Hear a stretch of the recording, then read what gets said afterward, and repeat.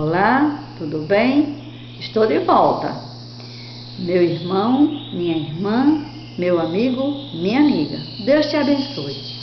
Então, desta vez, um questionamento, a mim mesma, que fiz quando estava fazendo a minha leitura diária, certo? Acerca de uma passagem onde Jesus falou, lá no capítulo 8 de Mateus, certo? Vamos lá. Os filhos do reino. Louvado seja Deus. Que o Senhor nos abençoe.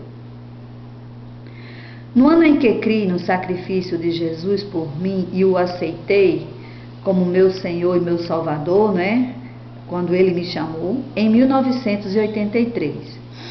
Ali, naquele ano, li toda a Bíblia do Gênesis ao Apocalipse junto com meu esposo, a primeira vez. E desde então tenho lido desta maneira. Fala-se que a Bíblia não é para ser lida, mas estudada. Concordo plenamente. Já aprendi muito lendo desta maneira. E quando não entendo, paro naquela passagem, releio e costumo ler as referências que a Bíblia indica. Eu costumo sempre dizer assim, que a Bíblia tem resposta para tudo, E aquilo que a gente que o Senhor não quis revelar ainda, vamos saber na glória, com Ele. Deuteronômio 29 diz: as coisas reveladas pertencem a nós e a nossos filhos, e as encobertas pertencem a Deus. Ele é o Pai, Ele é o Senhor, Ele é soberano,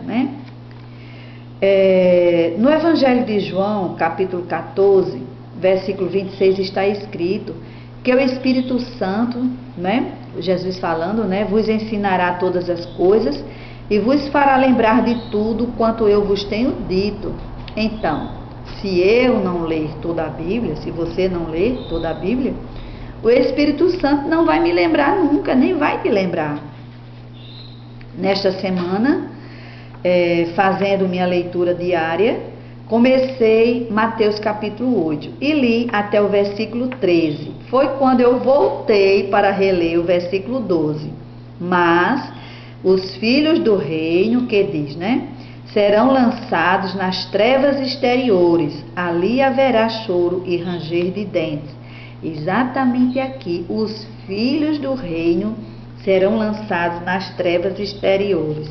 Pense as interrogações: Senhor, os filhos do reino. E eu de imediato quis saber quem eram esses filhos do reino,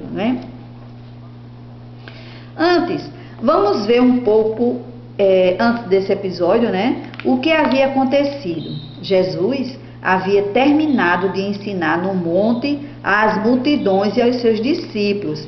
Estão lá desde o capítulo 5 ao versículo 7 de Mateus, Ao concluir o discurso, as multidões se maravilhavam da sua doutrina, porque as ensinava como tendo autoridade e não como os escribas. Mateus capítulo 7, versículo 28 e 29. Escribas eram os que redigiam as normas da lei, e dominavam a escrita. Também podiam exercer as funções de contador, secretário, copista e arquivista.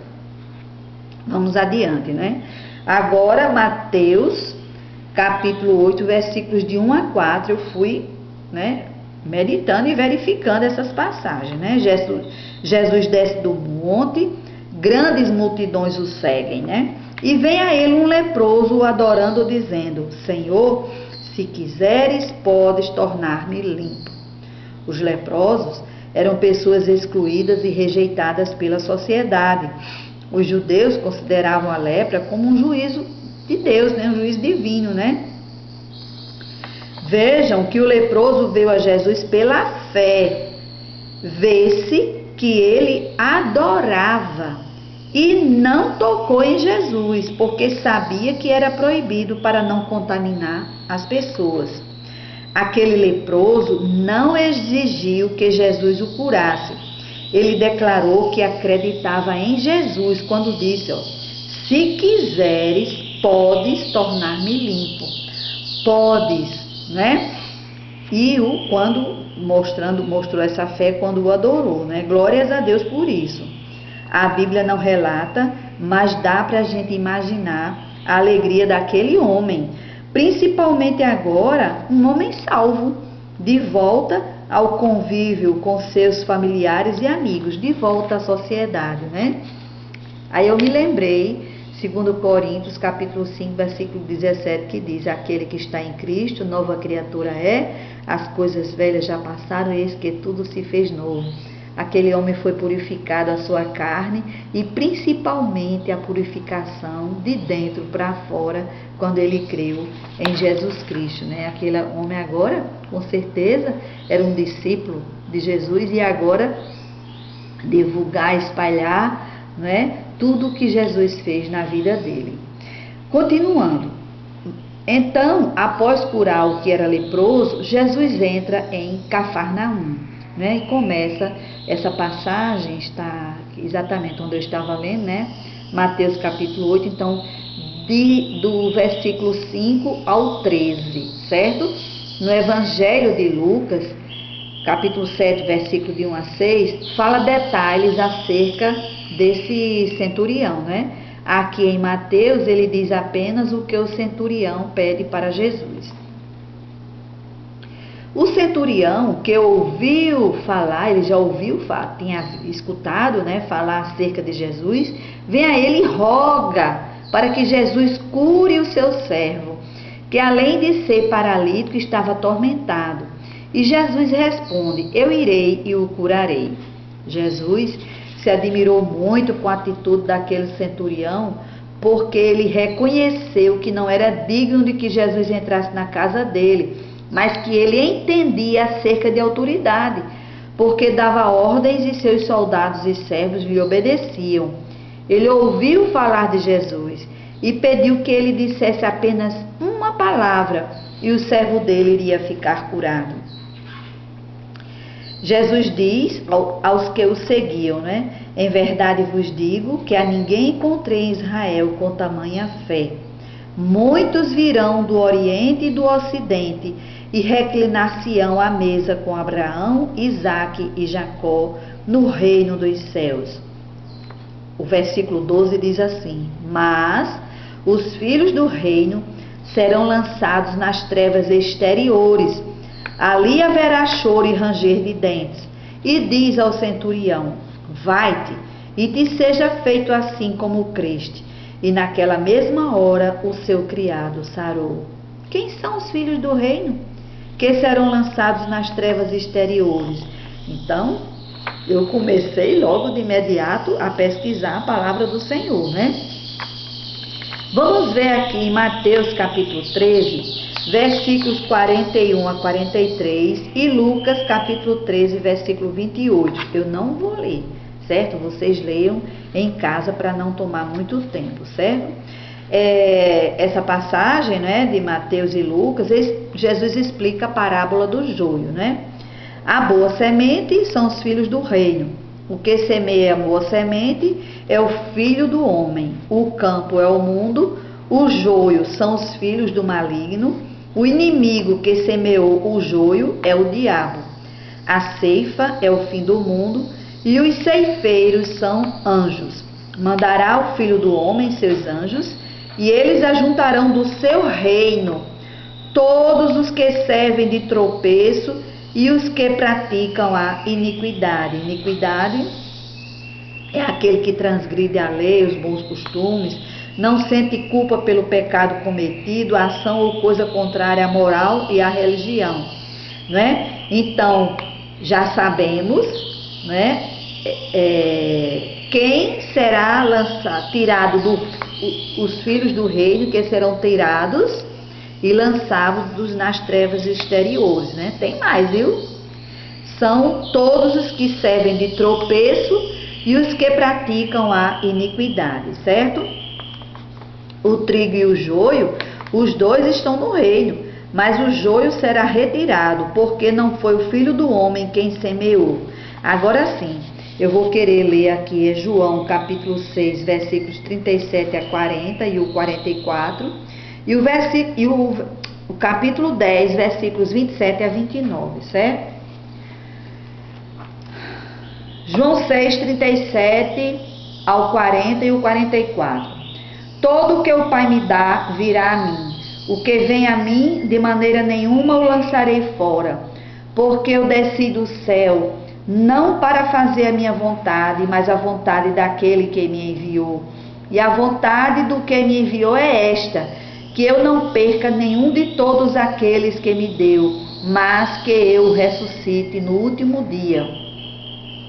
Porquanto esta é a vontade de meu Pai, que todo aquele que vê o Filho e crê nele tenha a vida eterna, e eu o ressuscitarei no último dia. Versículo 44. Ninguém pode vir a mim se o Pai que me enviou não o trouxer, e eu o ressuscitarei no último dia. Continuando, né? Vejamos agora em Mateus capítulo 21, versículos 40 e 46. Também não vou ler, viu? Ali Jesus explica a parábola dos lavradores maus, certo?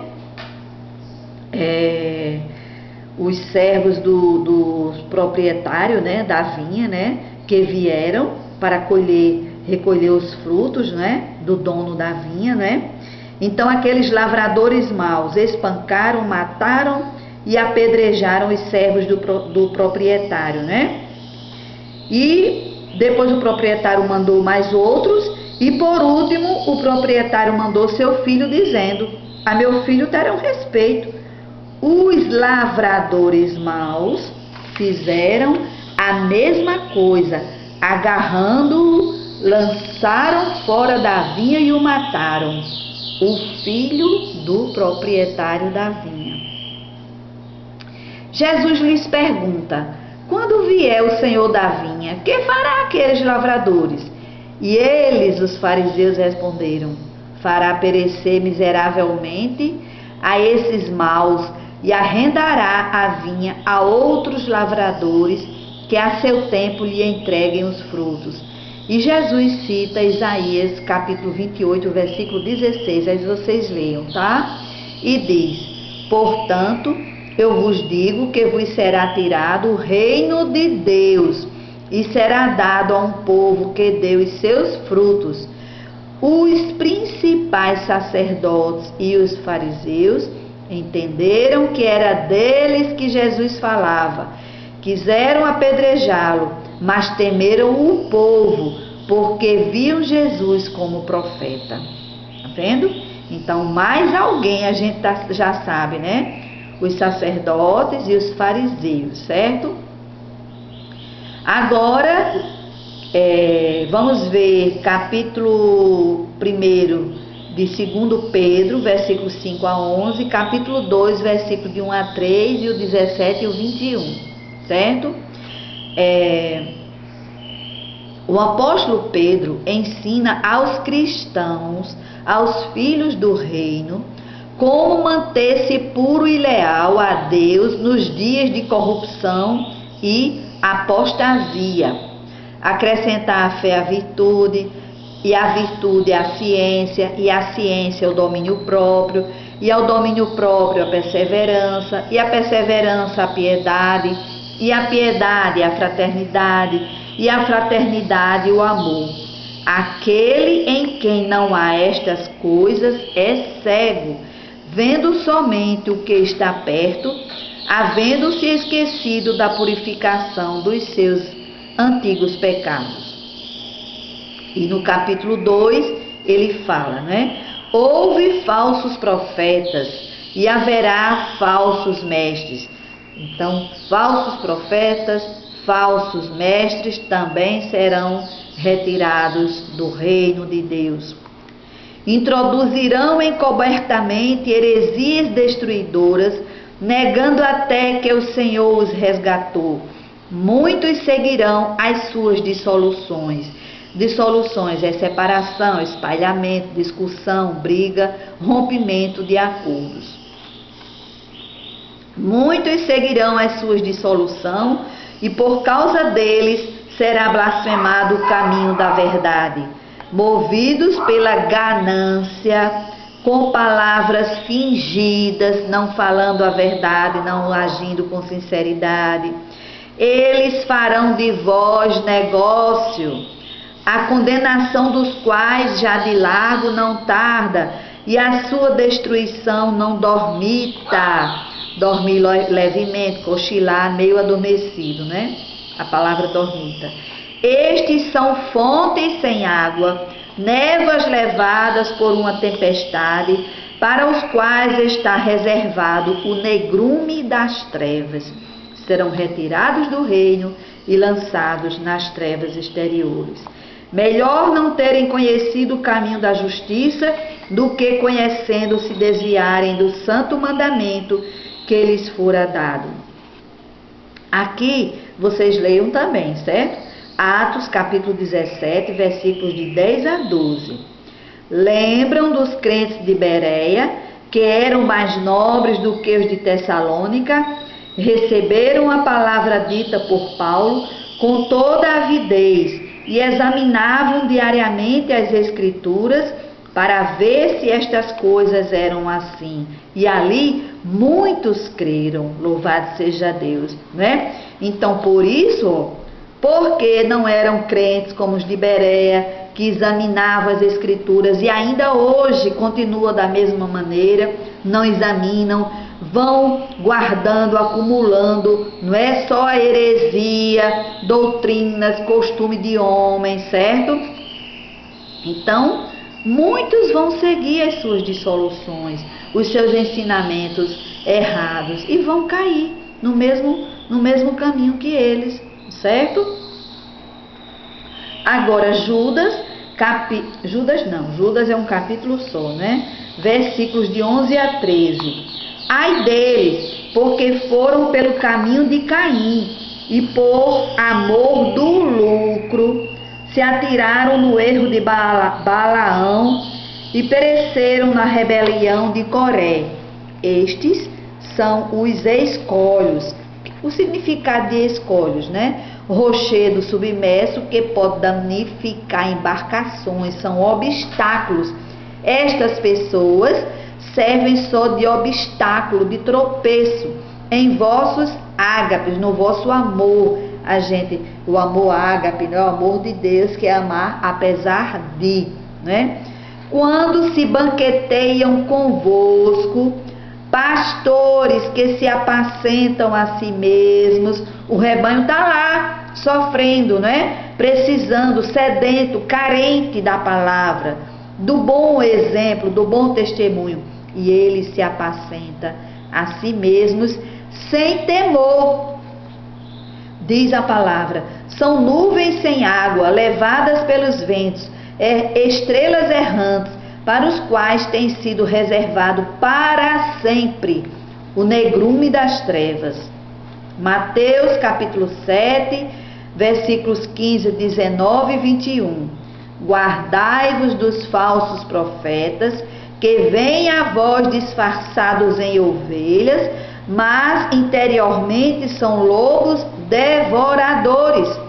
Toda árvore que não produz o fruto é cortada e lançada no fogo.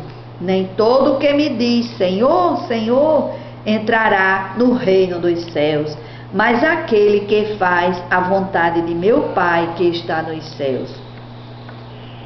1 Coríntios capítulo 10, versículo 12 diz, aquele que pensa estar em pé, olhe, não caia. Se você tem certeza, tem convicção de que você está no reino de Deus e que você vai participar das bodas do Cordeiro, veja bem, cuidado, fique vigilante, não é? Cuidado para que você não caia, porque diariamente nós estamos sendo tentados a ir pelo mesmo caminho, certo? A Bíblia diz também lá em 1 Coríntios capítulo 11, versículo 28, examine-se o homem a si mesmo, a responsabilidade é individual. Marcos capítulo 7, versículo de 5 a 8, Jesus criticando os anciãos, porque estavam, aquela passagem, né, da tradição dos anciãos, né, porque os discípulos de Jesus não tinham lavado as mãos, certo? Para se alimentar, né? Aí Jesus diz, este povo honra-me com os lábios, o seu coração, porém, está longe de mim. Em vão me adoram, ensinando doutrinas que são preceitos de homens. vós deixais o mandamento de Deus e vos apegais à tradição de homens. Gálatas capítulo 6, versículos 7 e 8. Não vos enganeis, Deus não se deixe escarnecer, pois tudo que o homem semear, isso também ceifará. Porque quem semeia na sua carne, da carne ceifará a corrupção. Mas quem semeia no Espírito, do Espírito ceifará a vida eterna. Mateus capítulo 12, versículo 37. Porque pelas tuas palavras serás justificado, pelas tuas palavras serás condenado. Mateus 13, 43. Os justos resplandecerão como o sol no reino de seu Pai. Quem tem ouvidos, ouça.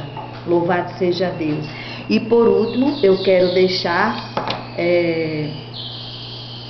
aconselhar, indicar que vocês também assistam o estudo que eu fiz, né? Está no meu blog, mulherehomededeus.blogspot.com.br, e também no meu canal do YouTube, Lourdes Araújo, certo?